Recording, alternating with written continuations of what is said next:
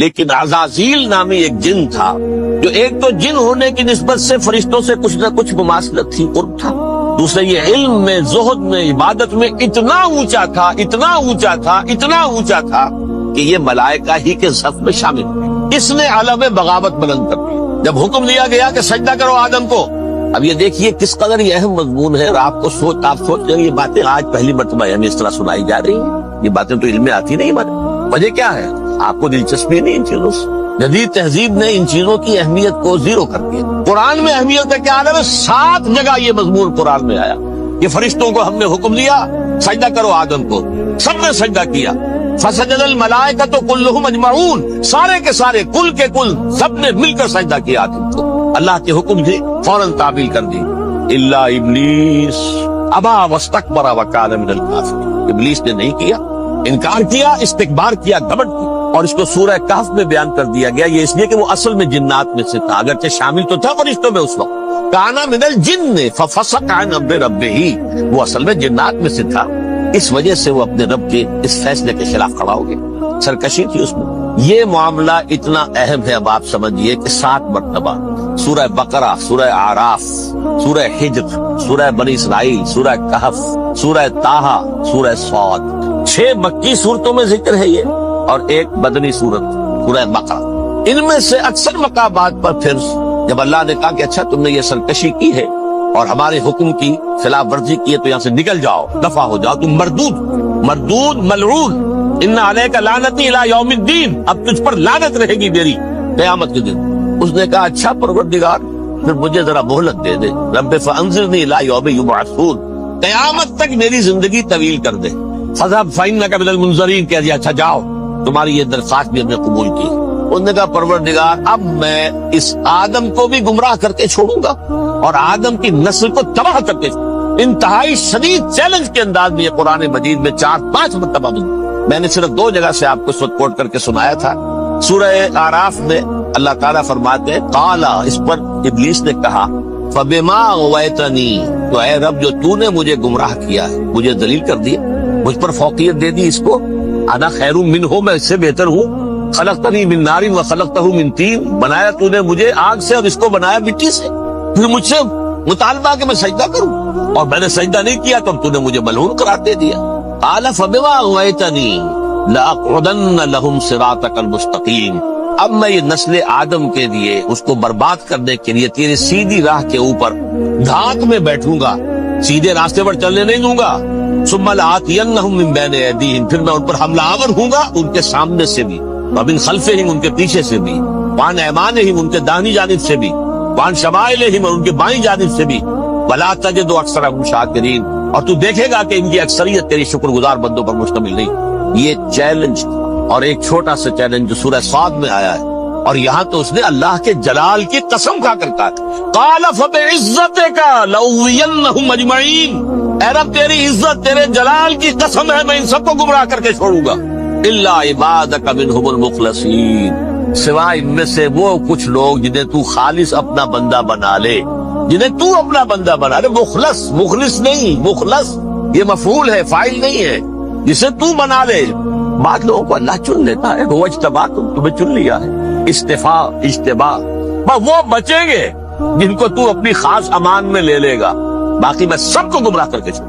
یہ ہے اصل دنیا میں نوع انسانی کا ابدی دشمن، ازلی سے ابدی تک۔ اور اس میں نوٹ کیجئے کہ اس کی اصل بنیاد کیا ہوئی؟ 2 لفظ، تکبر اور حسد۔ استکبر، تکبر کیا، انا خیر منہ، میں اس سے بہتر۔ یہ ساری بس کی گانٹھ یہی ہے، سب سے بڑی گمراہی کی وجہ یہی ہے۔ اسی لیے کہا ہے حدیث میں لن يدخل الجنہ من کان فی قلبہ مثقال حبۃ من کبر، جنت میں ہرگز وہ شخص کبھی بھی داخل نہیں ہو سکے گا جس کے دل میں رائے کے دانے کے برابر بھی کبر، تکبر سب سے بڑا۔ الکبر ردائی، اللہ فرماتا ہے یہ تکبر یہ تو میری چادر ہے، کوئی شخص تکبر کرتا تو گویا میری چادر گھسیٹ رہا ہے میرے کندھے سے۔ عرب میں کسی شخص کی توہین کرنی ہوتی تھی تو اس کی چادر گھسیٹتے تھے، ننگا کر دیا گویا، یہ میری ردائی ہے، الکبر ردائی، یہ میری چادر ہے، یہ جامہ مجھے زیب دیتا ہے۔ مجھ پر راستہ دے۔ اور حسد، آدم کو جو برتری عطا ہو گئی اس حسد کی آگ میں بجھا اور اس کا انتقام لینا چاہتا ہے۔ آدم کو بھی گمراہ کیا، جنت سے نکلوایا، ایسے نکلنا تو انہیں تھا ہی مشیت عزتی میں، لیکن فوری طور پر اللہ کے حکم کی خلاف ورزی تو کروائی۔ فعصى آدم ربہ فغوى، آدم نے اپنے رب کے حکم کی نافرمانی کی، گمراہ ہوا عارضی طور پر۔ یہ دوسری بات ہے، توبہ کر لی، اللہ نے توبہ قبول فرما لی، معاف کر دی۔ کوئی مستقل جو ہے وہ نسل انسانی پر اس گناہ کا اثر متوارث طور پر نہیں آ رہا ہے، ختم ہو چکا معاملہ، ہوا تھا ہو گیا۔ فَتَلَقَّى آدَمُ مِن رَبِّهِ كَلِمَاتٍ فَتَابَ عَلَيْهِ إِنَّهُ هُوَ التَّوَّابُ الرَّحِيمُ۔ اور توبہ کی شان یہ ہے جب وہ قبول ہو جائے اللہ کی جناب نے، یا تائب من الذنب کمن لا ذنب له، گناہ سے توبہ کرنے والا ایسے ہوتا ہے جیسے اس نے کبھی گناہ کیا ہی نہیں تھا، لیکن 12 کو گمراہ کرنے میں کامیاب ہو گیا، حضرت آدم اور حوا کو۔ اور نوع انسانی کی عظیم اکثریت، عظیم اکثریت، عظیم اکثریت اس کے داؤ میں آئی ہوئی ہے نہیں۔ کتنے ہیں وہ عباد اللہ المخلصین، الا عبادک منہم المخلصین، جو واقعتاً خالصتاً اللہ کے بندے بن گئے، جنہیں اللہ نے اپنا بنا لیا، اپنا قرار دے دیا۔ اب اس کے ساتھ نوٹ کیجئے، اس ابلیس کے ساتھ ایک فوج بھی ہے، جسے قرآن مجید میں کہا گیا ہے یہ اس کی پارٹی ہے، حزب الشیطان، یہ اکیلا نہیں ہے۔ ایک تو وہ عزازیل ہے، اس کی طویل ترین عمر اللہ نے دے دی، وہ تو قیامت تک رہے گا۔ باقی بھی جنات جو ہیں ان کی نسل میں سے، یا اس کی نوع میں سے، اس کی نسل میں سے، جنات کی عمریں انسانوں کی عمروں سے زیادہ ہیں، بہت زیادہ، لیکن پھر بھی اتنی نہیں ہے۔ یہ خاص ہے اس کا معاملہ کہ اس نے کہا تھا رب انظرنی الی یوم یبعثون، مجھے دے دے مہلت اس وقت تک تاکہ میں ثابت کر کے دکھا دوں کہ جسے تو نے یہ خلافت دیا یہ اس کا اہل نہیں ہے۔ Let me prove this point ولا تجد اکثرهم شاکرین، تو ان کی اکثریت کو شکر گزار نہیں پائے گا۔ وہ ابلیس جو ہے وہ ریکروٹ کرتا ہے اپنے فوجی، اول تو خود جنات میں جو اس کے نمبر 1 لشکری۔ قرآن مجید میں اس کا اشارہ دیا گیا ہے انہو یراکم ہوا وقبیلہ من حیث لا ترونہم۔ دیکھو لوگو، اے انسانوں، وہ ابلیس لعین عزازیل اور جو اس کی قبیلے کے لوگ ہیں، جنات ہیں، وہ تمہیں وہاں سے دیکھتے ہیں، تاکتے ہیں اور حملہ کرتے ہیں جہاں سے تم انہیں نہیں دیکھتے۔ وہ غیر مرئی ہیں، انویزیبل ہے، تمہیں نظر نہیں آتے۔ ویزیبل دشمن کا وار تو روک لو گے، انویزیبل کا کیسے روکو گے؟ انہو یراکم ہوا وقبیلہ، اکیلا ہی نہیں ہے وہ تو تمہیں تاکتا ہے، تم پر حملہ کرتا ہے، گھات میں لگ کر جو ہے تمہارے اوپر حملہ کرتا ہے، وہ بھی اور اس کے ساتھ اس کے قبیلے کے لوگ جنات بھی، من حیث لا ترونہم، جہاں سے کہ تم انہیں نہیں دیکھتے۔ لیکن اس کے علاوہ وہ انسانوں میں سے بھی ریکروٹ، رنگ روٹ، وہ جو ہے ان کو اپنے پاس رکھتا ہے فوج کے اندر۔ اس کی سب سے بڑی مثال کیا ہے؟ سورہ مجادلہ میں اللہ تعالیٰ نے منافق، حالانکہ وہ کون تھے؟ بظاہر حضور کا کلمہ پڑھنے والے، حضور کے پیچھے نماز پڑھنے والے، اسلام کا دعویٰ کرنے والے، ان کو اللہ فرماتا ہے اولئک حزب الشیطان الا ان حزب الشیطان هم الخاسرون، یہ شیطان کی پارٹی کے لوگ۔ وہاں مقابلے میں آیا ہے اولئک حزب اللہ الا ان حزب اللہ هم المفلحون۔ یہ دو پارٹیاں ہیں، حزب اللہ اللہ کی پارٹی جو اس کے مخلص بندے ہیں، وہ اللہ کی پارٹی، اور جو شیطان کے مرید بن گئے اس کے ہاتھ پر بیعت کر لی، لہذا وہ اس شیطان کی پارٹی کے لوگ ہیں، چاہے وہ انسان ہو چاہے جن ہو۔ تو انسانوں میں سے بھی اس کے حزب میں، اس کی پارٹی میں اس کے ایجنٹ ہیں، اور بلکہ بہت سے تو ایسے ہیں کہ جو جنات کے بھی کان قطر دیں، ان کو بھی شیطنت سکھا دے، پڑھا دے۔ لیکن اب ایک بات سمجھیے، ایک دنیا میں نسل اور قوم بھی ایسی ہے جو ایک خاص وقت سے بحیثیت مجموعی من حیث القوم ابلیس کی ایجنٹ بن گئی۔ وہ کون ہے؟ وہ یہودی۔ یہ یہودی قوم جو ہے، اس میں ایک تو کچھ یہ کہ ان کی فطرت کے اندر یہ تھا کہ ہم ہیں اصل انسان، باقی انسان جو ہے وہ انسان نما حیوان، ان کی کوئی حیثیت ہی نہیں، ہم ہیں اصل انسان، نحن ابناء اللہ و احباؤہ۔ یہ جنٹائلز، یہ گوئمز، غیر یہودی، یہ تو حیوانات ہیں۔ اب جیسے کہ انسانوں کو حق ہے کہ حیوانوں کو ایکسپلائٹ کریں، استعمال کریں، گھوڑے کو آپ تانگے میں باندھتے ہیں کہ نہیں، اس کی پسینے کی اور محنت کی کمائی ہے جو کھاتا ہے تانگا چلانے والا۔ البتہ یہ ضرور ہے کہ چونکہ اگلے روز پھر جوتنا ہے تو کچھ نہ کچھ تو اسے بھی کھلائے گا نا، اپنی کمائی میں سے کچھ دانے کھلائے گا، کچھ اور گھاس دے گا، یا بیل کو جوتنا ہے ہل میں تو کچھ نہ کچھ اس کو دینا ہوگا کھانے، لیکن پھر اسے استعمال کرنا۔ تو ان کا مستقل قول یہ ہے کہ اصل انسان ہم ہیں، باقی پوری نوع انسانی ہمارے لیے حیوانوں کے درجے میں، ہم چاہیں جس طرح انہیں استعمال کریں، ایکسپلائٹ کریں، دھوکہ دیں، جیسے چاہیں، لوٹیں، کھسوٹیں، سب کچھ کریں، بدعہدی کریں، ان سے سود لیں، سب کریں، جو بھی ممکن طریقہ ہو، یہ ہمارے لیے ہم ڈومینیٹ کریں گے اور یہ در حقیقت ہمارے اعلی کار ہے۔ ایک تو اس اعتبار سے یہود بقیہ پوری نوع انسانی کے دشمن بن گئے۔ قرآن مجید کی وہ آیت بھی میں نے آپ کو سنائی، وَقَالُوا لَيْسَ عَلَيْنَا فِي الْأُمِّيِّينَ سَبِيلٌ، یہ امیین کہتے تھے نا ان کو جو غیر یہودی ہیں، کیونکہ ان کے پاس کتاب تھی، تورات تھی، اور کتاب نہیں تھی کسی کے پاس، لہذا یہ ان پڑھ ہے، پاگل ہے، جاہل ہے، امی ہے۔ ہم ہیں صاحب کتاب، ہمارے پاس شریعت، ہمارے پاس کتاب، یہ لوگ ان پڑھ ہیں، جاہل۔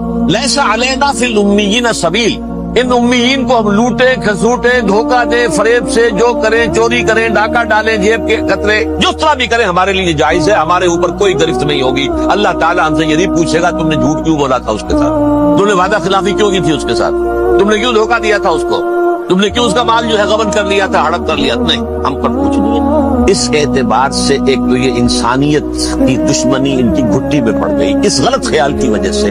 ہم تو بخشے بخشائے ہیں، we are the chosen people of the lord, ہمیں تو اللہ اگر جہنم میں داخل بھی کرے گا تو صرف چند دن، لن تمسنا النار الا ایاما معدودات، باقی اصل میں تو ہم تو اللہ کے پسندیدہ، نحن ابناء اللہ واحباؤہ، اس کے بیٹوں کے مانند ہیں، بڑے چہیتے ہیں، لاڈلے ہیں۔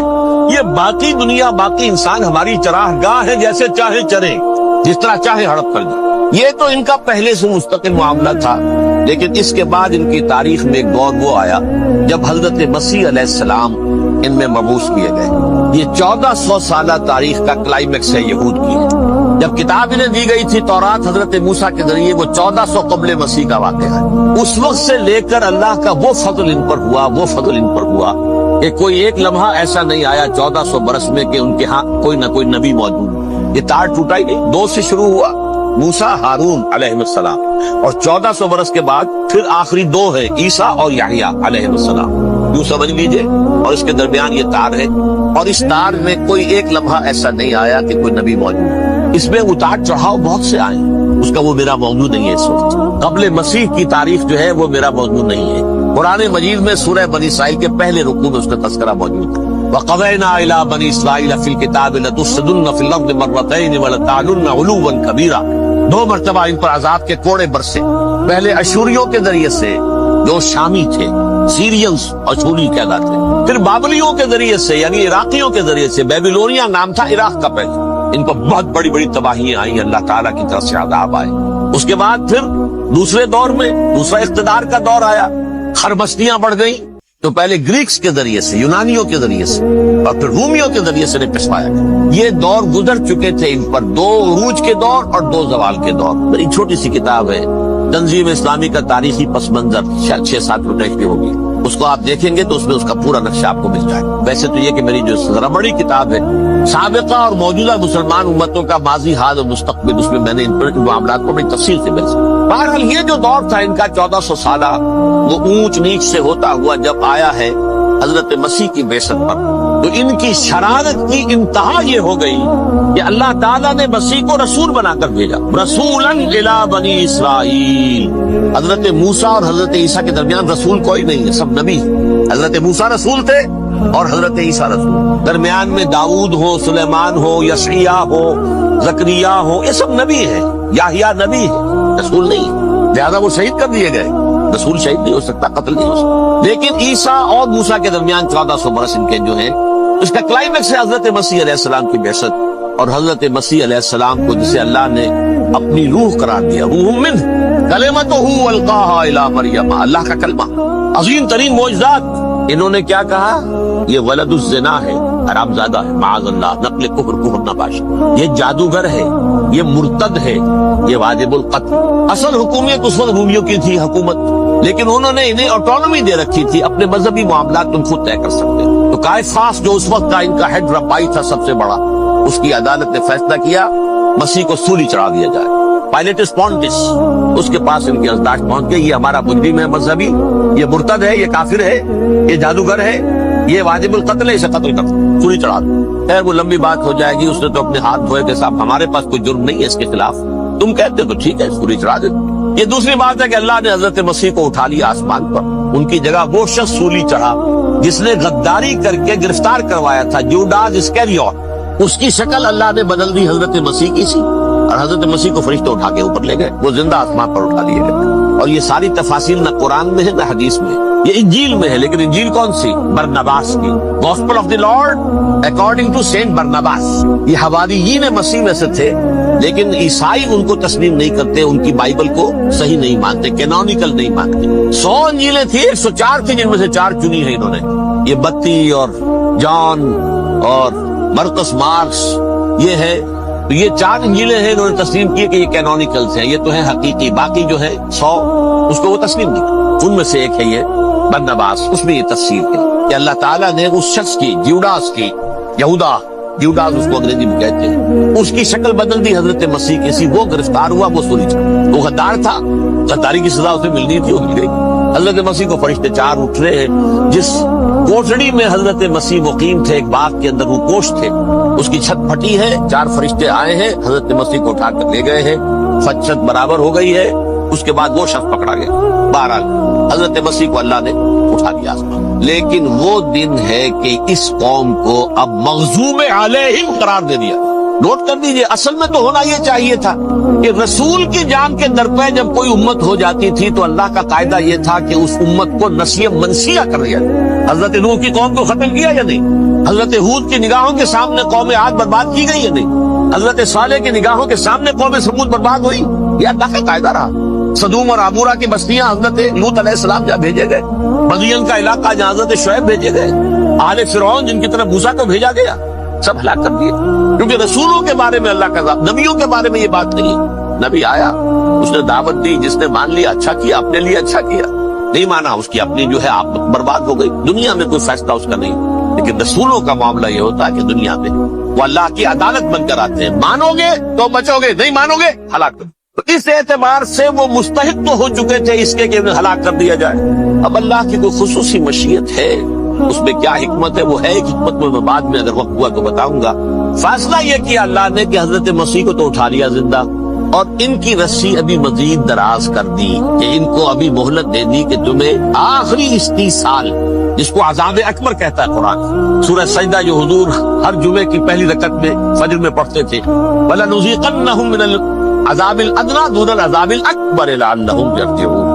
چھوٹے چھوٹے عذاب اور ایک بڑا عذاب، جبکہ قوم بالکل برباد، نسیم منسیہ، کاللم یغنو فیہا، ایسے ہو جائے جیسے کوئی تھے ہی نہیں آبادیاں.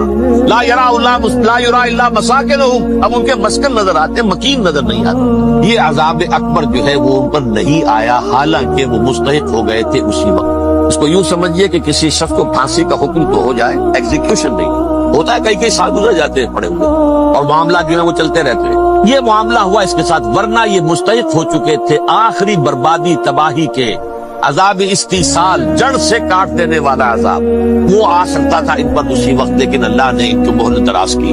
لیکن اس کے بعد اللہ نے ان کو ایک اور موقع دیا. 600 برس بعد حضرت مسیح کے محمد رسول اللہ صلی اللہ علیہ وسلم کی بعثت. اور یہ میں سمجھتا ہوں کہ اس قوم پر اللہ کا اتنا بڑا فضل تھا، اتنا بڑا فضل تھا، اتنا بڑا فضل تھا. اب پھر ایک موقع دیا، عسیٰ ربکم ان یرحمکم وان عدتم عدنا. دیکھو اب بھی تمہیں ہم ایک موقع دے رہے ہیں، تمہارا رب تمہارے اوپر اب بھی فضل کرنے کو تیار ہے، رحم فرمانے کو تیار ہے. ان ھذا القرآن یہدی للتی ہی اقوم. اس قرآن کے سائے میں آ جاؤ، یہ شاہدرا ہے ہدایت میں آنے کا، اس میں داخل ہو جاؤ، محمد کی تصدیق کرو صلی اللہ علیہ وسلم، دامن محمدی میں آ جاؤ، اب بھی ہم تمہارے گناہ بخش دیں. لیکن نہیں، اس قوم نے حضرت محمد صلی اللہ علیہ وسلم کی دشمنی کی کمر کسی. اور اب یوں سمجھیے اس تاریخ سے لے کر آج تک یہ گٹھ جوڑ ہے. ظاہر بات ہے کہ ابلیس کا بھی اصل دشمن اب کون ہے، یا ہدف کون ہے، ٹارگٹ کون ہے؟ جنہوں نے محمد کو نہیں مانا صلی اللہ، وہ تو ہے ہی جہنمی. ان پر کوئی اور محنت کرنے کی ضرورت کیا ہے؟ سمجھ گئے میری بات؟ حضور کی بعثت کے بعد جنہیں حضور کو رد کر دیا، ان پر ایمان نہیں لائے، وہ کون ہے؟ کافر، وہ جہنمی ہے ہی ہے. لہذا اس کے اوپر کوئی محنت صرف کرنے کی ابلیس کو ضرورت نہیں. اس کا اصل ٹارگٹ امت محمد ہے صلی اللہ علیہ وسلم. وہ ساری نوع انسانی کی دشمنی اب آ کر مرکوز ہو گئی ہے امت محمد صلی اللہ علیہ وسلم کی دشمنی. اور اسی طرح یہود کا معاملہ، اگرچہ ویسے پوری نوع انسانی کے دشمن ہے، انہیں حیوان سمجھتے، ان کی جان مال اپنے لیے مباح سمجھتے ہیں، جس طرح چاہیں لوٹے کھسوٹے کھائے پیے ہی نہیں. لیکن اب ان کی بھی دشمنی کا سب سے بڑا مرکز امت محمد. کیوں؟ وہی تکبر اور حسد، وہی بیماری. انہیں تکبر یہ ہو گیا تھا کہ 2000 سال سے یہ نبوت ہماری میراث، ہماری جاگیر. بنو اسرائیل کے اندر سینکڑوں نبی آئے، 3 کتابیں اللہ نے ہمیں عطا کی. یہ کہاں سے آ گیا محمد صلی اللہ علیہ وسلم؟ معاذ اللہ ثم معاذ. یہ امیین میں سے، یہ جنٹائلز میں سے، یہ گوئلز میں سے، یہ حقیر ان پڑھ. کہاں ہم، کہاں یہ نہیں تسلیم کریں. حالانکہ قرآن کہتا ہے یعرفونہ کما یعرفون ابناہم. ان کے علماء ایسے پہچانتے تھے حضور کو جیسے اپنے بیٹوں کو پہچانتے کہ یہ آخری نبی تھے. لیکن تکبر اور حسد کی آگ میں جل. اب ان کے بھی دشمنی کس سے ہے؟ محمد اور امت محمد صلی اللہ علیہ وسلم. یہ گٹھ جوڑ ہے. اب دیکھیے یہ ہے میری گفتگو کا اب تک کی گفتگو کا حاصل. یہ گٹھ جوڑ ایک غیر مرئی دنیا، انویزیبل دنیا کا ابلیس لعین اور جنات میں سے اس کے لشکری فوج. انسانوں میں سے ویسے تو اور بھی بہت جگہ اس کے ایجنٹ ہے، مسلمانوں میں بھی ہے، لیکن بحیثیت قوم، بحیثیت مجموعی، ایک پوری قوم، ایک پوری نسل جو ہے اس کے ساتھ گٹھ جوڑ ہے. ان دونوں کی گٹھ جوڑی کے ساتھ یہ دشمن دون ہے انسانیت کے. پہلا دشمن ابلیس لعین، عزازیل لعین، اور دوسرے دشمن یہود ملعون. اب میں آپ کو ذرا اس جو انسانوں میں سے انسان دشمنی کا جن کا سب سے بڑا رول ہے، میں ان کی 2000 سالہ تاریخ کا آپ کے سامنے نقشہ رکھنا چاہتا ہوں. ان 1400 سال کا تو میں نے صرف 4 آپ کو پوائنٹس بتائے. موسیٰ سے عیسیٰ تک 1400 برس علیہ السلام. 2 مرتبہ عروج، 2 مرتبہ زوال. اشیریوں کے ہاتھوں پٹوائی، بابلیوں کے ہاتھوں پٹانا، گریکس کے ہاتھوں مرمت، رومنس کے ہاتھوں. یہ جو 2000 سال میں، کیونکہ اب تو ظاہر بات ہے 21ویں صدی شروع ہو گئی، 20 صدیاں حضرت مسیح کو پوری ہو گئی. پہلی بات نوٹ کیجئے، حضرت مسیح کی پیدائش ہے سن 1 قبل مسیح. یہ نقطہ آپ نے کبھی سنا ہے یا نہیں؟ جب ملینیم کا سلسلہ شروع ہوا تھا پچھلے سال تو میں نے بیان کر دیا تھا کہ ایک عجیب حساب کے اندر انہوں نے غلطی کی ہوئی ہے. حضرت مسیح کی پیدائش ہوئی 25 دسمبر کو. سن انہوں نے شروع کر دیا، اس کے بعد جنوری آئی تو پہلا سال شروع ہو گیا. اگر جنوری سے پہلا سال شروع ہوا تو یہ 6 دن جو ہے تو اس کے پچھلے سال میں تھے. لہذا کہا جائے گا کہ Jesus Christ was born 1 year before Christ BC. تو 1 قبل مسیح میں حضرت مسیح کی پیدائش ہوئی. یہ آخری اسرائیلی نبی اور رسول. یہودی علماء کی مخالفت، دشمنی، سولی پر چڑھوا دینا میں بیان کر چکا ہوں. سن 33 عیسوی میں جبکہ حضرت مسیح کی عمر 33 برس تھی، اللہ تعالیٰ نے انہیں زندہ آسمان پر اٹھا لیا. لیکن یہودیوں نے اپنے خیال کے مطابق انہیں سولی پر چڑھوا دیا، ان کی موت باقی. اگرچہ اس کے بعد یہ اختلاف ہے، یہودی کہتے ہیں وہ سولی پر چڑھ گیا، ختم ہوا، مر گیا. عیسائی کہتے ہیں نہیں، انتقال ہوا ہے مسیح کا صلیب پر، لیکن پھر وہ دوبارہ زندہ ہو گئے. ان کی لاش ایک غار میں رکھ دی گئی تھی، وہاں ریزریکشن ہو گیا، ان کا باعث بعد الموت وہی ہو گیا، اور پھر انہیں اللہ نے زندہ آسمان پر اٹھا دیا. تو ہمارے اور عیسائیوں کے درمیان نوٹ کر لیجیے، یہ چیز مشترک ہے کہ حضرت مسیح آسمان پر زندہ اٹھائے گئے. فرق کیا ہے؟ وہ سمجھتے ہیں کہ سولی دیے گئے، سولی پر مرے، پھر زندہ ہوئے، پھر گئے. ہم سمجھتے ہیں کہ نہیں، وما صلبوہ وما قتلوہ، انہوں نے نہ صلیب دے سکے انہیں اور نہ انہیں قتل کر سکے، بل رفع اللہ الیہ، اللہ نے اٹھا لیا. پھر ہمارا اور یہ اس کا عیسائیوں کا ایک اور اتفاق ہے، سیکنڈ کمنگ آف جیسس، حضرت مسیح دوبارہ آئیں گے. یہ عیسائیوں کا بھی عقیدہ ہے اور ہمارا بھی. بہرحال تو جیسا کہ میں نے عرض کیا کہ اس وقت یہ عذاب استیصال، عذاب اکبر کے مستحق ہو چکے تھے، لیکن اللہ نے ان کی مدت دراز کی ہے. لیکن ان پر دنیاوی عذاب کا ایک کوڑا جو ہے اللہ تعالیٰ کی طرف سے اسی وقت برسا. دنیاوی عذاب دنیا میں رہتے ہوئے ختم نہیں کیا. 37 برس بعد حضرت مسیح کے رفع سماوی کے 37 برس بعد سن 70 میں یہودیوں نے بغاوت کی رومیوں کے خلاف. رومی ٹائٹس جنرل تھا ایک، اس نے پھر جو حملہ کیا ہے 1,33,000 یہودی ایک دن میں قتل کیا یروشلم، اور ہیکل سلیمانی گرا دیا. وہ ہیکل پہلے بھی گرا تھا، پہلے 1400 سال کے دوران میں بھی نبوکدنضر نے گرایا تھا، لیکن پھر اس کے 150 سال بعد انہوں نے دوبارہ بنا لیا تھا، اس لیے وہ اسے سیکنڈ ٹیمپل کہتے ہیں. پہلا ٹیمپل جو حضرت سلیمان نے بنایا تھا، نبوکدنضر نے گرا دیا 587 قبل مسیح میں، پھر دوبارہ انہوں نے 150 سال کے بعد بنا لیا. وہ اس تاریخ کا حصہ ہے، میں نے جس کے بارے میں آپ کو تفصیل نہیں بتائی. اس میں یہ ہوا سن 70 میں وہ گرا دیا گیا، وہ آج تک گرا پڑا ہوا ہے. نمبر 2 یہ کہہ دیا گیا کہ یہودیوں اس ارض فلسطین سے نکل جاؤ، تم یہاں نہیں رہ سکتے. لہذا جس کا جہاں سینگ سمایا چلا گیا، یورپ میں چلے گئے، ایشیا میں آ گئے، عرب میں آ گئے. یہ 3 قبیلے جو رات بھی میں نے عرض کیا تھا، بنو قینقاع، بنو نذیر اور بنو قریظہ یہ وہاں سے آ کے مدینے میں آباد ہو گئے، جس کا جہاں سیکھ سپایا، افریقہ میں، ہندوستان میں، جہاں چلے گئے۔ ڈایاسپورا اسے کہتے ہیں، وہ آپ نوٹ کر دیجیے اس لفظ، ڈایاسپورا، ہمارا دور انتشار، جبکہ ہمیں ہماری اصل سرزمین تو فلسطین ہے، حضرت ابراہیم کا مسکن، حضرت اسحاق، حضرت یعقوب کا مسکن فلسطین، یہ ہے ہماری اصل جاگیر، یہ تو ہماری جدی پشتی جاگیر ہے، لیکن یہاں سے نکال دیے گئے سن 70 عیسوی میں، اور وہاں سے لے کے 1917 تک ان کا ڈایاسپورا جاری رہا، یہ دور انتشار۔ اس دور انتشار کے چند حصے ہیں جس کو میں چاہتا ہوں کہ آپ علیحدہ علیحدہ سمجھیں۔ دور انتشار کا جو پہلا جو ہے تقریباً 300 برس رومی حکمران تھے، وہ یہودیوں کے بھی دشمن تھے اور عیسائیوں کے بھی دشمن تھے، عیسائی اور یہودی ایک دوسرے کے بھی دشمن تھے، لیکن رومی سمجھتے تھے کہ یہ ایک ہی تھیلی کے چٹے بٹے ہیں۔ رومیوں کے نزدیک عیسائی بھی یہودیوں ہی کا ایک فرقہ تھے، کوئی علیحدہ مذہب تو تھا ہی نہیں، لہذا رومی جو ہیں رومنز وہ ان دونوں کو ستاتے تھے، مارتے تھے، اور یہ آپس میں لڑتے تھے، یہودی عیسائیوں کو مارتے تھے، عیسائی یہودیوں کو مارتے تھے۔ یہ ہے 300 برس تک کی بات۔ سن 300 عیسوی میں کیا ہوا، ایک معجزہ ہو گیا، بہت عظیم ایمپرر کانسٹینٹائن، قسطنطین اعظم، رومن ایمپررز میں سے بہت بڑا ایمپرر، وہ عیسائی ہو گئے۔ اب تو معاملہ بالکل تلپٹ ہو گیا، پوری سلطنت عیسائی ہو گئی۔ اب عیسائیوں کے عیش ہو گئے اور یہودیوں پہ مار پڑنی شروع ہوئی۔ اب عیسائیوں کا آپ خود سوچئے کہ جنہیں وہ خدا بنا بیٹھے ہیں، خدا کا بیٹا قرار دے رہے ہیں، ان کے قاتل کون؟ یہودی، بدماش۔ لہذا ان کی وہ پٹائی شروع ہوئی ہے یورپ میں، پوری رومن امپائر میں انہیں ذلیل کیا گیا، شہروں میں آمد بند، علیحدہ رہو، گھیٹوز کے اندر رہو۔ یہودی کا نام جو ہے وہ گالی بن گیا، جیسے آج بھی یہودی گالی کہتے ہیں، جیسے خنزیر کا لفظ، آخر وہ بھی اللہ کی مخلوق ہے، لیکن آپ کو معلوم ہے کوئی شخص زبان پہ نام نہیں لانا چاہتا خنزیر کا، سور کا، ہے تو مخلوق وہ بھی ایک حیوان ہے، ایسے ہی ہے یہودی گالی، یوں۔ لہذا ایک طرف تو ان دونوں کے درمیان دشمنی، جس کو قرآن کہتا ہے وَأَغْرَيْنَا بَيْنَهُمُ الْعَدَاوَةَ وَالْبَغْضَاءَ، ہم نے ان کے مابین دشمنی جو ہے پیدا کر دی۔ اور جب یہ پوری سلطنت عیسائی ہو گئی تو قافیہ تنگ ہو گیا یہودیوں کا۔ اب آئیے 571 عیسوی، یعنی جبکہ ڈایاسپورا کو کتنا عرصہ ہو چکا تھا؟ 500 برس۔ سن 70 سے شروع ہوا ڈایاسپورا، جب ٹائٹس نے گرایا ہے ہیکل کو اور نکال باہر کیا انہیں فلسطین سے، بھاگ جاؤ، یہاں ایک یہودی بھی نہیں رہے گا، فلسطین سے نکال دیے۔ اس کے پورے 500 برس بعد سن 571 عیسوی میں حضور کی پیدائش ہوئی، ولادت باسعادت محمد الرسول اللہ صلی اللہ علیہ وسلم۔ 610 میں آپ پر وحی کا آغاز ہوا، لیکن حضور کے ساتھ ان کا معاملہ کیا رہا؟ اول تو جبکہ حضور ابھی مکے ہی میں تھے، یہودیوں نے ریشہ دوانیاں شروع کر دی حضور کے خلاف۔ قریش مکہ کو سکھاتے تھے، پڑھاتے تھے، ان سے یہ پوچھو، ان سے یہ پوچھو، یہ اس طرح تنگ کرو، ان سے یہ امتحان لو۔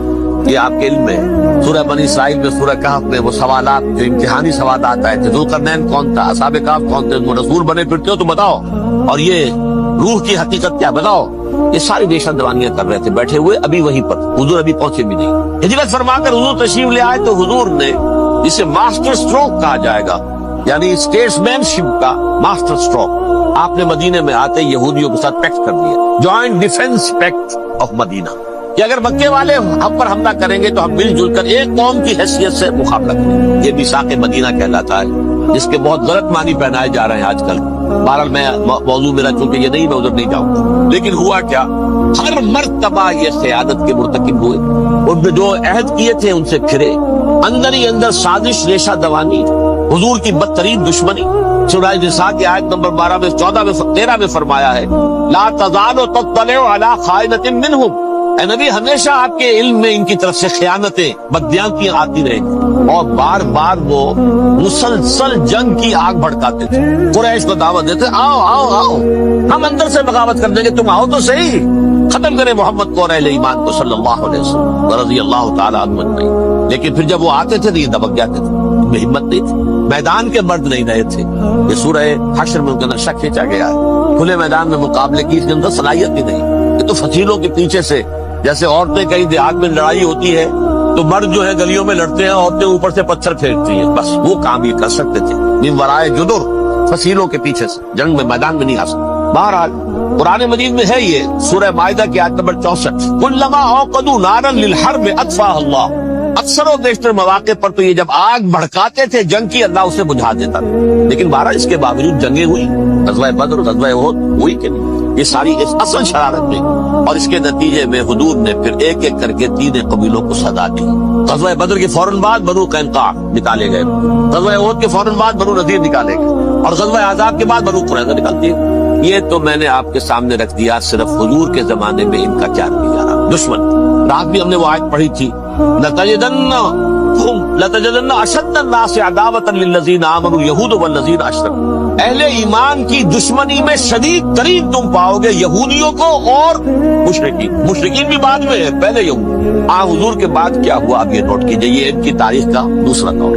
حضرت عمر رضی اللہ تعالیٰ عنہ قائد خلافت ہے، بیت المقدس کا محاصرہ کیا گیا، فصیل بڑی اونچی، شہر اندر سے سیلف سفیشینٹ، حملے کا راستہ کوئی نہیں، محاصرہ طول کھینچ رہا ہے، لیکن ان کے پاس رسد بھی موجود ہے، پانی بھی موجود ہے، وہ دروازے بند کر کے بیٹھے ہوئے۔ بالآخر اللہ تعالیٰ کی مشیت کا ظہور کیسے ہوا؟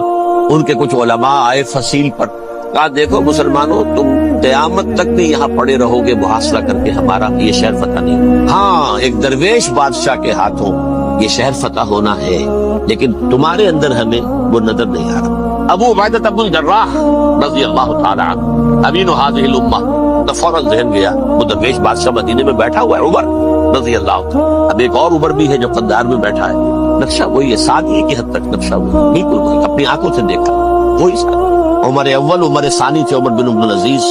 اب ایک اللہ کے فضل سے اللہ تعالیٰ ایدہ اللہ بنصرتہ، اللہ تعالیٰ ان کی نصرت فرمائے، دشمنوں کو ان کے مقابلے میں نیست و نابود کرے۔ انہوں نے ریکویسٹ بھیج دی کہ حضور تشریف لائیے، یہ شہر فتح ہو جائے گا۔ وہ ہے سفر تاریخی، اتنا طویل سفر، تقریباً 700 میل، ایک اونٹ، ایک خادم، ایک منزل پہ امیر المومنین اوپر بیٹھے، خادم آگے چل رہا ہے، اگلی منزل پہ خادم اوپر بیٹھا ہے، امیر المومنین آگے جا رہا ہے۔ اور جب پہنچے ہیں تو وہ باری تھی خادم کی، انہیں ہاتھ جوڑ دیا، حضور خدا کے لیے تم کیا کہیں گے لوگ، وہ میرا برا حال کر دیں گے، تمہیں شرم نہیں آئی؟ امیر المومنین پیدل آگے چل رہے، نکیل پکڑ کر، اور تم بیٹھے ہو اوپر براجمان ہو۔ حضرت عمر فرمایا دورو نہیں، باری تمہاری ہے، بیٹھ۔ اس حال میں پہنچے، اور پھر یہ کہ ابو عبیدہ بن الجراح آئے ہیں، استقبال کیا ہے، تو دیکھا ہے اس حال میں چلے آ رہے ہیں، عمر نکیل پکڑے ہوئے چلے آ رہے ہیں، اور کہتے ہیں کہ کہیں کیچڑ ویچڑ تھا، جوتے خراب ہو گئے تھے، وہ بھی اتار کے ہاتھ میں پکڑے ہوئے، کپڑے تو تھے ہی پھٹے ہوئے۔ انہوں نے کہا کہ حضرت ابو عبیدہ نے، دیکھیے یہ بڑا متمدن ملک ہے، بڑا مہذب علاقہ ہے، یہ آگرہ کھلیا اپنا دوست فرما لے تب جا کے پیش ہم آپ کو کریں گے۔ آپ نے فرمایا نحن قوم اعزنا اللہ بالاسلام، ہم وہ قوم ہے جنہیں اللہ نے عزت دی ہے اسلام کے ذریعے سے، کپڑوں کے ذریعے سے، دولت کے ذریعے سے۔ اسی حال میں گئے ہیں، اوپر سے انہوں نے کھڑے ہو کر نشانیاں دیکھی، اپنی کتابیں کھولی، ہاں یہ وہی ہے، چلو جی سرنڈر، شہر تمہارے ہاتھ۔ خون کا ایک قطرہ نہیں بہا اور بیت المقدس فتح۔ لیکن اس وقت حضرت عمر نے ایک نرمی یہ کی کہ یہودیوں کے لیے بھی اسے اوپن سٹی قرار دے دیا۔ یہ احسان عظیم حضرت عمر کا، اس سے پہلے یہودی آ ہی نہیں سکتا تھا، داخل ہی نہیں ہو سکتا تھا، وہاں وہ آ کر وزٹ نہیں کر سکتا تھا، زیارت نہیں کر سکتا تھا اپنے مقدس مقامات کی۔ حضرت عمر نے یوں سمجھیے کہ تقریباً 550 برس کے بعد ان کے لیے راستہ کھولا ہے کہ ہاں تم آ سکتے ہو، زیارت کر سکتے ہو۔ لیکن یہ عیسائیوں نے لکھوایا معاہدے کے اندر، انہیں یہاں آپ آباد ہونے کی اجازت نہیں دیں، لیکن کہاں وزٹ دی پلیسز، دیکھیں زیارتیں کریں اور جائیں۔ یہ معاہدہ حضرت عمر کا ہے رضی اللہ تعالیٰ، جو پھر خلافت راشدہ کے بعد بنو امیہ نے بھی اس کو آرڈر کیا، بنو عباس نے کیا۔ پھر جو ہمارے یہ ترکوں میں اندر خلافت آئی تو ترک خلفاء نے بھی اس معاہدے کی پوری پابندی۔ فلسطین میں آ سکتے ہیں یہودی صرف زائرین کی حیثیت سے، وہاں آباد نہیں ہو سکتے۔ اب آئیے اگلا دور آیا حضرت عثمان کا دور خلافت۔ یہ ہے وہ وقت کہ اب یہود نے امت مسلمہ کی پیٹھ میں چھرا کو، وہ کیسے؟ ایک یہودی عبداللہ ابن سبا اسلام کا لبادہ اوڑھ کر آئے، معاشرے کا جائزہ لے لیا، ان میں بنو ہاشم اور بنو امیہ میں جو پرانی کشاکش تھی اس کے کچھ نہ کچھ جراثیم باقی ہیں، اگر ان کو ذرا بھڑکا دے تو مسلمانوں میں انتشار پیدا ہو۔ کہا یہ عثمان کون ہے؟ یہ تو بنو امیہ میں سے ہے، یہ حق تو بنو ہاشم کا ہے، خلافت ان کے پاس ہونی چاہیے، محمد کے تو رشتہ دار وہ ہے صلی اللہ علیہ وسلم۔ عوام الناس کے اندر بات پھیلنی شروع ہوئی، پھر ایک بڑی سازش کے انداز میں حضرت عثمان کے خلاف پروپیگنڈا، حضرت عثمان کے جو عاملین تھے، گورنر تھے، ان کے خلاف پروپیگنڈا، اور ایسی ہوشیاری کرتے تھے کہ کوفے میں کوفے کے حاکم کے خلاف کچھ نہیں کہنا، اجی مصر میں یہ ہو رہا ہے، اجی شام میں یہ ہو رہا ہے، اجی یہ جو عثمان ہے وہ یہ کر رہا ہے، یہ ظلم ہو رہا ہے، یہ لوٹ مار ہو رہی ہے، یہ خیانتیں ہو رہی ہیں۔ اب نہ تو اس زمانے میں مینز آف کمیونیکیشن، کیسے تصدیق کریں؟ افواہیں تو آپ آج کراچی کے اندر شروع ہو جائے تو پتہ نہیں چل سکتا کسی کو کہ کیا اس میں صداقت ہے کیا جھوٹ ہے۔ اور بری بات جو ہے فطرت انسانی کی کمزوری ہے وہ فوراً قبول کرتا ہے. کسی کے بارے میں اچھی بات ماننے کو تیار نہیں ہوتا لیکن بری بات تو فوراً تیار. بہرحال یہ فتنہ انہوں نے اٹھایا, حضرت علی کی الوہیت کا فتنہ اٹھایا, حضرت عثمان کے خلاف الفتنۃ الکبریٰ برپا کیا, حضرت عثمان شہید ہوئے. اس کے بعد 5 برس تک مسلمان ایک دوسرے کی گردنیں کاٹتے رہے, باہمی خانہ جنگی ہوئی. امت کو وہ زخم لگایا ہے جو آج تک جس سے خون رس رہا ہے. یہ شیعان عثمان اور شیعان علی تھے جو بعد میں پھر سنی اور شیعہ ہو, اور آج تک فتنہ کس نے جگایا؟ ایک عبداللہ ابن سبا یہودی اور اس کے کارندے, شیطان کا ایجنٹ, اور انسانوں میں سے بھی اس کے جو بھی حواریین تھے اور شیطانوں کے اندر سے بھی انہوں نے بھی اس آگ کو بڑھتا ہے. یہ آپ سوچ لیجئے کہ یہ کس نے وہ زخم لگایا؟ یہودی. اگلا دور آیا, خلافت راشدہ ختم ہوئی, بنو امیہ کا بھی دور کافی گزر گیا. طارق ابن زیاد 712 عیسوی میں حملہ کرتے ہیں اسپین پر. اسپین اس وقت عیسائیت کا بہت بڑا گڑھ, بڑے کٹر ترین عیسائی جو ہے وہ اسپین میں تھے. لہذا یہودیوں کی وہاں بہت پٹائی ہوتی تھی, میں بتا چکا ہوں, دشمنی تھی چلی آ رہی تھی عیسائیوں کے ہاتھوں یہودیوں کی. وہ تو سن 300 عیسوی سے ایمپرر کانسٹنٹائن کے بعد سے شروع ہو گئی. اس حوالے سے یہودیوں نے اس وقت چالیاتی یہ برتی, کچھ راستے واسطے بتائے, کچھ مدد کی طارق ابن زیاد کی. طارق ابن زیاد نے انہیں اپنا محسن سمجھا, ہسپانیہ فتح ہو گیا. تو یہودی چونکہ محسنین کی فہرست میں آ چکے تھے, انہیں بہت اقتدار نصیب, بڑی سپورٹ مسلمانوں نے دی. ان کے بڑے بڑے علماء کے اسی دور کے اندر پیدا ہوئے, بڑے بڑے تھنکرز ان کے اسی دور میں پیدا ہوئے. بن گوریون جو کہ ایک وزیر اعظم تھا اسرائیل کا, اس نے یہ لکھا ہے اپنی کتاب میں, Muslim Spain was the golden era of our diaspora. وہ ڈائسپورا جو 70 عیسوی سے شروع ہوا تھا اور 1917 عیسوی تک جاری رہا ہے, اس میں سے گولڈن ایرا ہمارا جو تھا وہ مسلم اسپین تھا. اسپانیہ میں بیٹھ کر ہم نے عیش کی, لیکن وہاں سے انہوں نے اور جو کچھ کیا, یہ تو داستان کے تو بہت سے گوشے ہیں, لیکن میں جس اسٹریٹ لائن میں چل رہا ہوں اس کے اعتبار سے ایک بات سمجھ گئی. وہاں بیٹھ کر انہوں نے اب عیسائیت کی پیٹھ میں چھڑا گھوما, پروٹیسٹنٹ مذہب پیدا کیا, تقسیم کر دیا. جیسے شیعہ سنی کی تقسیم عبداللہ ابن سبا, رومن کیتھولک اور پروٹیسٹنٹ کی تقسیم یہودی علماء. ہوتا کیا تھا, اسپانیہ کی یونیورسٹیاں ہیں, کارڈووا میں ہے, ٹولیڈو میں ہے, گریناڈا میں ہے, غرناطہ, قرطبہ, تولیتلا, اور وہاں آتے تھے لوگ. فرانس سے چلے آ رہے ہیں نوجوان پڑھنے کے لیے, جرمنی سے چلے آ رہے ہیں, اٹلی سے چلے آ رہے ہیں. 3 ہی ملک قریب ترین پڑھتے ہیں سینٹرل جو یورپ کے ہیں. یہاں پر جو ہے وہ اسلام جو دور پھیلا رہا تھا اس سے بھی مستفیض ہوئے, جہالت کے جو ہے پردے ان کے وہ چھٹے. اس کے ساتھ ہی وہ یہودی وہاں ان کے اندر جو جراثیم داخل کر رہے تھے وہ اس عیسائیت کے خلاف بغاوت, جو اس وقت دنیا میں عیسائیت اس وقت تھی, پوپ کا راج تھا دنیا میں اس وقت. یورپ میں جو عیسائیت تھی اس میں ایک طرف بادشاہ تھے, لیکن بادشاہوں کی حیثیت وہاں پر یوں سمجھ لیجئے کٹ پتلیوں کی تھی, اصل قوت پوپ کے ہاتھ میں. اور پوپ کو انہوں نے جیسے قرآن نے کہا اتخذوا احبارهم ورهبانهم اربابا من دون اللہ, کیونکہ سینٹ پال نے شریعت موسوی ثابت کر دی تھی تو اب شریعت تھی ہی نہیں. پوپ کو اختیار تھا جس چیز کو چاہے حلال قرار دے دے, جس چیز کو چاہے حرام قرار دے. اتخذوا احبارهم ورهبانهم اربابا من دون اللہ. انہوں نے کہا ساتھ یہ پوپ کس بلا کا نام ہے, یہ بھی انسان ہے.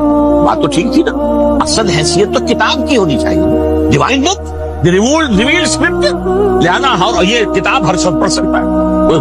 پوپ کے باپ کو جو ہے کوئی اس کے لیے پروپرائٹری رائٹس تو نہیں ہے کہ صرف پوپ پڑھ سکتا ہے یا پادری پڑھ سکتے ہیں. ہم بھی پڑھ سکتے ہیں, ہم بھی سمجھ سکتے ہیں. یہ باتیں تھی کہ جن کو بڑھا چڑھا کر بیان کر کے اور پوپ کا اقتدار ختم کرا دیا اور توجہ مرکوز کر دی بائبل کی طرف. اب بائبل میں بڑا حصہ تو اولڈ ٹیسٹامنٹ کا ہے. نتیجہ کیا ہوا, یہود کی عظمت پروٹیسٹنٹس کے نزدیک مسلم ہو گئی. اصل قوم تو یہ ہے, وہ دشمنی بدلی کہ نہیں بدلی. موسیٰ کے امتی یہ ہے, تورات موسیٰ کو دی گئی, ابراہیم کی نسل یہ ہے. لہذا وہ جو دشمنی تھی, جو عداوت تھی کہ ہمارے خدا کو افسوری چڑھانے والے ہیں یہ بدماش, اس کا ازالہ ہوا. اس پروٹیسٹنٹ مذہب کے نتیجے میں یہ میں اب آپ کو بتاتا ہوں کہ ایک نتیجہ وہ نکلا ہے جسے برٹرنڈ رسل نے بیان کیا. اس کی کتاب ہے ان پریز آف آئیڈلنس, صفحہ 108. وہ لکھتا ہے دی Christians retaining the Judaic belief in a special revelation added to it the Roman desire for worldwide domination and the Greek taste for metaphysical subtleties. The combination produced the most fiercely persecuting religion that the world has yet known. یہ 3 چیزیں آ کر عیسائیت میں مل گئی. ایک تو جب یہ اولڈ ٹیسٹمنٹ جو ہے وہ ان کے ہاتھ میں آ گئی، اور اس کے میں کچھ آپ کو بتا دیتا ہوں کہ اولڈ ٹیسٹمنٹ کی تعلیمات، کیونکہ یہ اولڈ ٹیسٹمنٹ جو ہے یہ محرف تھی، اصل تورات تو گم ہو گئی تھی 587 قبل مسیح میں، جب پہلی مرتبہ ہیکل جو ہے تباہ ہوا ہے اس وقت ختم ہو گئی۔ اس کے کوئی 150 سال کے بعد انہوں نے یادداشتوں سے مرتب کر کے لکھی ہے، اب اس میں ان کے اپنے خیالات، اپنے امانی، اپنی توجیحات وہ شامل ہو گئی۔ لہذا میں آپ کو حوالے دیتا ہوں اس کتاب کے اندر مظالم کی جو تعلیم دی گئی ہے، اہل کتاب نے اپنے مظالم قتل عام کے جواز کے لیے تورات میں تبدیلیاں کی اور پیغمبروں پر دہشت ناکی اور بدترین حرام کاری کے الزامات لگائے۔ سنیے، پہلا حوالہ ہے یہ گنتی باب 31 آیات 17-18۔ اس لیے ان بچوں میں جتنے لڑکے ہیں سب کو مار ڈالو، اور جتنی عورتیں مرد کا منہ دیکھ چکی ہیں ان کو بھی قتل کر ڈالو، لیکن ان لڑکیوں کو جو مرد سے واقف نہیں اور اچھوتی ہیں اپنے لیے زندہ رکھو۔ یہ کسی اللہ کی کتاب کا یہ جملہ ہو سکتا ہے، کسی ریویل بک کا؟ اور سنیے، یہ ہے استثناء ڈیوٹرانومی باب 20 آیت 16-18۔ پر ان قوموں کے شہروں میں جن کو خداوند تیرا خدا میراث کے طور پر تجھ کو دیتا ہے، کسی ذی نفس کو جیتا نہ بچا رکھنا، جیسا خداوند تیرے خدا نے تجھ کو حکم دیا بالکل نیست کر دینا، مرد، عورتیں، بچے، بوڑھے سب ختم۔ یہ کتاب مقدس ہے۔ اور سنیے، سموئیل باب 27 آیت نمبر 9۔ اور داؤد نے اس سرزمین کو تباہ کر ڈالا اور عورت مرد کسی کو جیتا نہ چھوڑا۔ نمبر 4، ان سب آباد شہروں کو ماں، عورتوں اور بچوں کے بالکل نابود کر ڈالا۔ کتاب استثناء باب 3 آیت 6۔ یہ ہے جو کہہ رہا ہے برٹرینڈ رسل، کرسچینٹی میں آ کر یہ تین چیزیں شامل ہو گئی، ایک تو یہ باربیرین، یہ تعلیم جو ہے، اور یہ مذہب کے نام پہ تعلیم، یہ کتاب مقدس کی تعلیم۔ نمبر 2، رومنز کے اندر جو ایک تمنا تھی ورلڈ ڈومینیشن کی، وہ عیسائیت کے اندر آ گئی، جیسے کہ پوری رومن امپائر جو ہے عیسائی ہو گئی، اسے وراثت کے اندر ورلڈ ڈومینیشن کی جو ایک تمنا تھی وہ مل گئی۔ اور پھر یہ کہ انہوں نے جو توہمات تھے یونانیوں کے، ان کو بھی اپنے ہاں مختلف شکلوں کے اندر جمع کر لیا۔ ان تین چیزوں کا the combination produced the most fiercely persecuting religion that the world has yet known. اس کے نتیجے میں دنیا میں تاریخ انسانیت کے اندر جو بدترین خوخار ترین مذہب ہو سکتا ہے وہ شکل عیسائیت نے اختیار کی۔ اور اس کا مظہر عتم کیا تھا؟ نوٹ کیجیے، صلیبی جنگیں۔ ایک بات ٹائم ٹیبل کے اعتبار سے نوٹ کر لیجئے گا، فرسٹ ملینیم ختم ہوا، سیکنڈ شروع ہوا۔ ان کے 1000 سال ختم ہوئے تو 11ویں صدی میں سیکنڈ ملینیم شروع ہوا، تو پہلی صلیبی جنگیں ہوئی، لاکھوں مسلمان قتل۔ صرف یروشلم کے اندر اتنا خون بہایا، اتنا خون بہایا کہ خود ان کے ہسٹورینز لکھتے ہیں کہ جب ان صلیبیوں نے جب گھوڑوں کے ساتھ وہ چل رہے تھے گلیوں میں، تو ان کے گھوڑوں کے گھٹنوں تک خون کی ندی بہ رہی، جہاں سے گزرے ختم کرتے چلے گئے، آبادیاں کی آبادیاں ختم۔ اگرچہ اس کروسیڈ نے گیہوں کے ساتھ دھن بھی پسا، یہودی بھی بہت مارے۔ یہ فرانس سے، جرمنی سے جب یہ کروسیڈرز آ رہے تھے، 3000 میل کا سفر طے کر کے آئے تھے۔ سوچیے اسے، اربن ثانی پوپ جو تھا، آگ لگا دی تھی اس نے پورے یورپ کے اندر، سڑک سے ڈوب مرو، تمہارے مقدس علاقے مسلمانوں کے ہاتھ میں، انفیڈلز، یہ کافر، یہ مرتد، یہ ملحد۔ مسیح جہاں پیدا ہوا، مسیح کو جہاں سولی دی گئی، وہ کہاں ہے؟ ان کے ہاتھ وہ آگ لگائی ہے۔ 3000 میل کا فاصلہ طے کر کے یہ دو قومیں تو تباہی مچائی ہے۔ تاریخ انسانی میں ایسی بربریت کی کوئی مثال، اور یہ ان کے اپنے ہسٹورینز لکھتے ہیں، ہمارے ایسے محسوس ہوتا ہے جیسے ان کی گردنیں جھکی جا رہی ہیں لکھتے ہیں۔ آپ آگے چلیں، یہ جو بغاوت ہوئی پوپ کے خلاف، اس میں نوٹ کیجئے تاریخی اعتبار سے سب سے پہلے بغاوت کرنے والا ملک انگلستان تھا۔ اس نے اپنا چرچ علیحدہ بنایا، چرچ آف انگلینڈ، پوپ سے رشتہ منقطع۔ The first Protestant kingdom in Europe was England. اسی سے رشتہ جوڑی west, white Anglo Saxon Protestants, ان میں اولیت کا شرف کسے حاصل ہے؟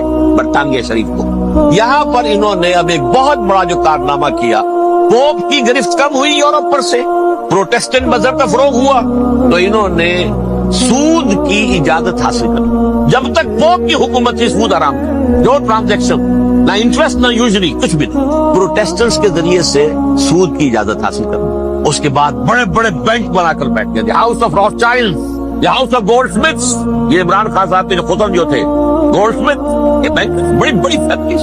ان لوگوں نے کیا کیا؟ اب ریشہ دوانیاں، یورپ میں مختلف ملکوں کے درمیان جنگیں کروائیں سازشوں کے ذریعے سے، وہی کلما اوقدوا نارا للحرب، جنگ کے لیے آگ بھڑکا دینا تو ان کا پرانا مشغلہ تھا۔ جنگیں کرواتے تھے. پھر فرانس کے بادشاہ کو بھی قرض چاہیے اسلحہ کے لیے, انگلستان کے بادشاہ کو بھی قرض چاہیے. ہاؤس آف روڈ چائلڈ کا ایک نمائندہ وہاں بیٹھا ہے, یہاں بیٹھا ہے, اور منہ مانگے شرح پر سود کے اوپر قرض دے رہے. ان کو سب کو جو ہے ان کے سارے مالی وسائل کھینچ لیے, دولت پر قبضہ کر کے بیٹھ گئے, اور اس کا نتیجہ یہ نکلا چند 100 سالوں کے اندر کہ فرنگ کی رگے جاں پنجے یہود میں, اس سودی نظام کے ذریعے سے دولت پر ان کا قبضہ. علامہ اقبال 1905 سے 1908 تک رہے تھے, لیکن یہ کہ ان کی نگاہ تھی ایسی, گاہ میری نگاہ تیز چیر گئی دلے وجود, گاہ الجھ کے رہ گئی میرے توہمات میں. اور انہوں نے دیکھا ہے کہ فرنگ کی رگے جہاں پنجائے یہود میں ہے.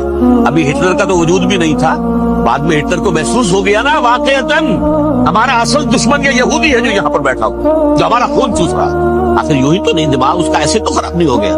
یہ قتل عام, یہ ہولوکاسٹ کس لیے, اس نے پہچان لیا, اس لیے کہ وہ ویسٹ نہیں تھا, وائٹ اینگلو سیکسن پروٹیسٹنٹ. اصل جادو جو چلا وہ اوپر چلا, اور برطانیہ ان کا سب سے بڑا جو ہے وہ پشت پناہ, مددگار, حامی.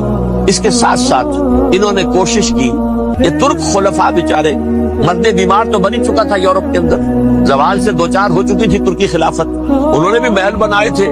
آج تجھ کو بتاتا ہوں تقدیر امم کیا ہے, شمشیر و ثنا اول طاؤس و رباب آخر. بڑے بڑے قرضے لے کر محل بنے تھے یہ, جو آج جا کر آپ استنبول میں دیکھ لیجئے, قرضوں کے اندر بندھے ہوئے. لیکن یہ کہ کم سے کم یہ ضرور کیا کہ بڑی سے بڑی رشوت انہیں یہودیوں نے پیش کی کہ کسی طرح ہمیں فلسطین میں آباد ہونے کی اجازت دے.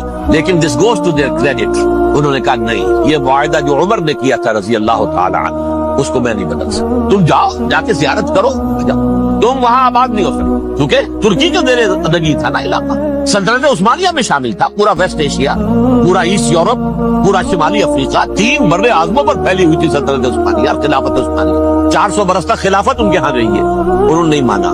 نتیجہ کیا نکلا, انہوں نے اس خلافت کے نظام کو ختم کرنے کی سازش شروع کی. اس سازش کا نتیجہ تھا, اس کو دیکھ کر بھانپ کر ہندوستان میں تحریک خلافت چلی ہے. بولی اماں محمد علی کی جان بیٹا خلافت پر دے دو.